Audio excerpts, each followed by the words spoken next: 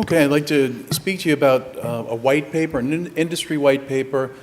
It was a combined effort with IEEE, IET, and Elsevier. So this was our white paper on recommended practices in conference content quality. This happened several years ago. We were on a phone call, and some people from IET, some people from Elsevier. We were talking about how far IEEE had come in a few years from being sort of the center of a lot of this type of trouble, these conference content quality problems, to really learning lessons and being ready to talk about the lessons it had learned. So it was suggested among the group, it sort of just was born out of this discussion, that we should write about these experiences and come up with a set of standards that we could communicate into the STEM publishing community and the professional association community to set up proper safeguards to protect conference content quality.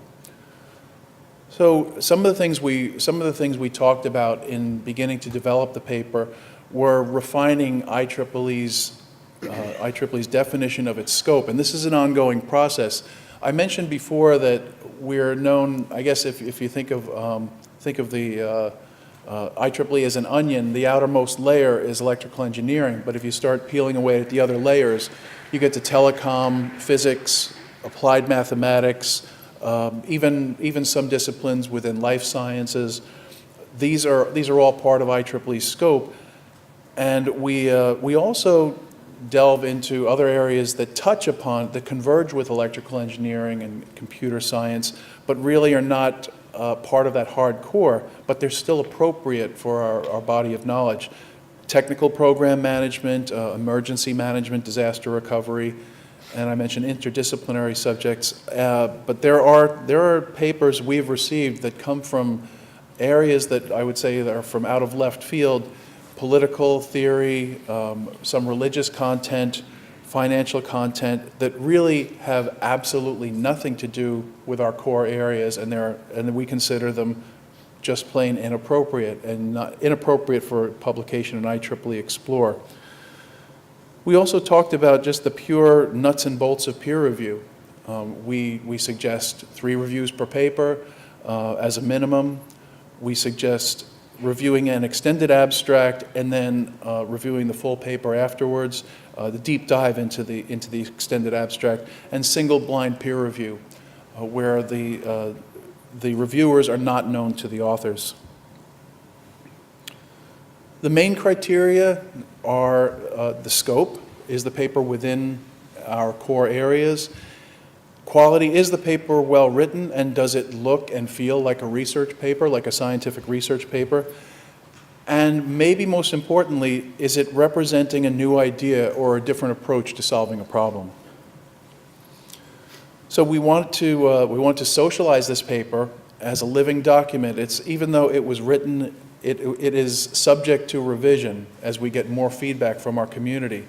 So we want to get comments and feedback from other professional associations, other publishing organizations, and to integrate their best practices as appendices at the end of the document.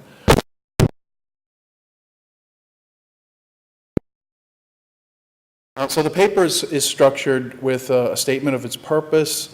We include a glossary of terms that come from the conference publishing community. We state our guiding principles.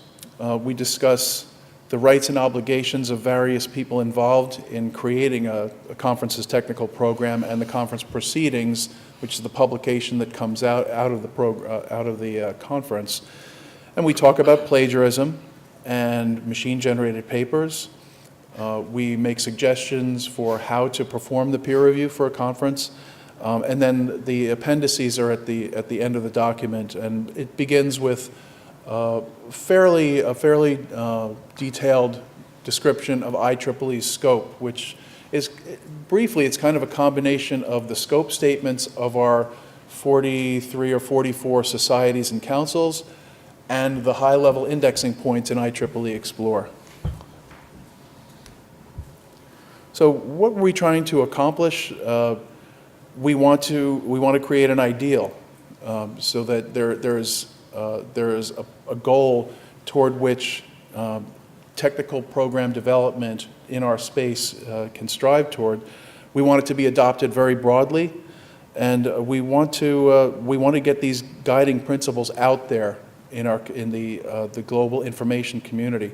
So I'm going to conclude with just some basic facts. The white paper was presented publicly, I think it was about a year ago today, I might be off by 1 or 2 days, at the World Conference on Research Integrity in Rio de Janeiro, and it was about June 1st or June 2nd, 2015.